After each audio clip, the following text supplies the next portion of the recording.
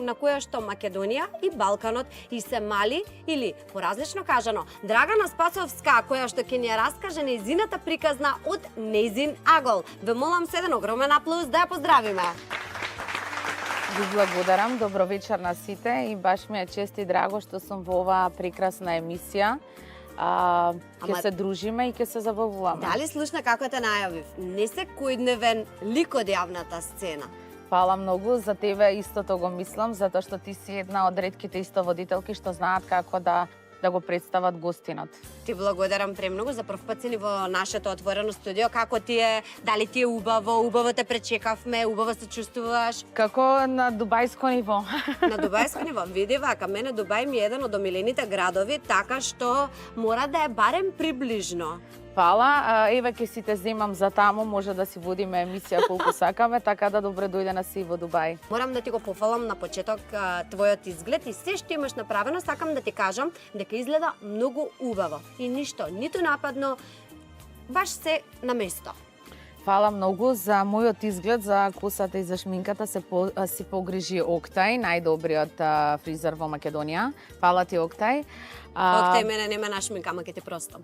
Немаше време, премногу е запатен. А тоа е целата поента на сите операции што ги имам правено, да изгледам по натурал и да не биде да си го изгубам личниот опис. Така да баш ми е драго што луѓето тоа може да го забележат кога имам корекции, дека тие се минимални, а секогаш кажувам дека сите корекции треба да бидат како рефреш. Покрај тоа што ти го пофалив изгледот, сакам и да ја пофалам твојата смелост да со само еден збор успееш некако да го свртиш вниманието на медиумите и тоа не само тука кај нас во Македонија, него и надвор. И тоа не го може секој да се разбереме уште на почеток и тука сакам да кажам дека многу често знаеш пример да бидеш без цензура, да бидеш гласна или во случај да е пишана форма да биде читко напишано. Така е се што кажав, нели? Прво, јас за себе имам многу високо мислење дека секој човек прво треба да се сака себе. Абсолютно. И тоа што ти се сакаш себе, како си разговара за себе, тоа и ќе го зрачиш и така и луѓето ќе те гледаат. Јас сум една девојка што е многу амбициозна, sky has no limit, небото нема лимит. И сето тоа што некогаш сум го посакала, ја го манифестувам и тоа ми се остварувало, затоа што имам високо мислење за себе, знам каде треба да бидам дрска и каде треба да покажам реакција, но исто така каде треба, пример, да не го изразам моето мислење, затоа што има луѓе што едноставно што и да им кажеш, нема потреба да делиш од времето за некој што не може да те разбере. Да. Јас исто за себе сметам дека сум юник, дека сум специјална, аутентик, секогаш гледам да не бидам следбеник, фолоуер, да не следам правила. Ако сите луѓе модата е да се облакаат, пример, во сукњи или што и да е, јас нема да го следам тоа. Јас секогаш сум била... Ама ја следиш Ким Кардашијан, немој сега така Добро, да кажуваш. Ким Кардашијан, да, но како целосно, пример, еве сега модава лабубу, што ги има тие малите кукли, секој ги купува и даваат ненормални пари за тоа. Јас никош не би купила нешто само затоа што народот го купува. Биди искрена, Ким Кардашијан да го купи, нема да го земеш и ти? Па не, затоа што без разлика јас Ким Кардашијан ја следам, она ми е идол, но не се копирам. Јас копирам кај неа тоа што мене ми се допаѓа.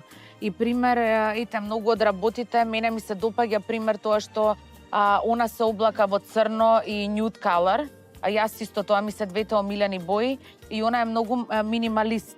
Гледам дека и кај неа дома има во станот кај мене во Дубај, апсолутно немам ништо што е непотребно. Сакам многу минимални работи, дури за козметика, секогаш си купувам еден парфем, додека не го истрошам, не купувам нов. И видов дека самата јас сум таква, но видов дека и она од незиното шоу, дека и она е минималист. Добро, значи тргнуваме по стапките на Ким Кардашијан, но само таму каде што одговара, таму каде што не одговара. Јас сум си Драгана Спасовска и не би сакала да го изгубам мојот идентитет, а како што кажав дека јас планирам и да ја надминам, така да... Објасни ми само како. Види, што сакаш да надминеш кај нејзе, пример? Сакам да надминеш. Па не би сакала да ја надминам во тоа да бидам попопуларна од нејзе и да јас да бидам таа што ете сега Ким Кардашијан ипак е повозрасна, она е веќе не знам колку години во очите на јавноста и сметам дека јас како помлада имам тие амбиции, ги имам и сите тие, како да кажам, на бугарски викаат качества, сега ќе ми извините некои зборови може така да ми дојдат, квалитети, ги имам сите тие квалитети да постанам новата Ким Кардашијан. Добро, Драганче, сега тука Ким Кардашијан ќе оставиме на страна. Добро. Јас сакам да се вратиме на твоите почетоци, односно на корените, од каде што тргнува таа желба за тоа јавно признавање или за тоа да, пример, кажеш на светот која си ти. Јас верувам дека тоа што го имаш и само изјавено, дека додека си била мала, си била на некој начин си доживеала булинг од деца кои што биле на твоја возраст тогаш, па дали мислиш дека од таму тргнува таа бунтовност, да тогаш не си можела, ама сега можам и ќе ви покажам јас која сум? Па не, вака, јас прво тоа со булингот започна, да речеме така, во основно, а пред основно, јас уште од почетоците кога бев мала, знаев дека сум поразлична, знаев дека никогаш нема да живеам во Македонија и знаев едноставно луѓето што се посебни, како и тоа да звучи, луѓето што се посебни го испитуваат тоа, знаев дека бев едноставно поразлична од другите, дека сум посебна и дека ќе бидам еден ден многу популарна.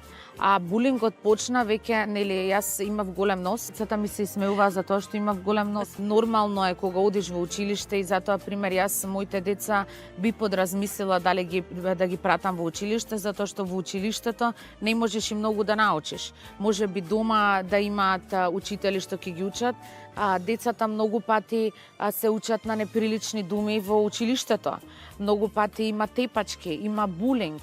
Значи, нема потреба и тоа веќе се оформува и се создавува траума кај детето што подоцна е многу потешко да се лечи. Па да, ама дома ли ќе го не можеш дома да го чуваш детето во стаклено звоно, па како јас да ете не би живеела, не знам каде би живеела и како ќе ми се развие животот понатака, но има примери приватни, да речеме приватни школи или да речеме многу од луѓето зборуваат за тоа дека може би дома наставниците да дојдат да ги учат, тоа би имало исто детство да се дружи надвор.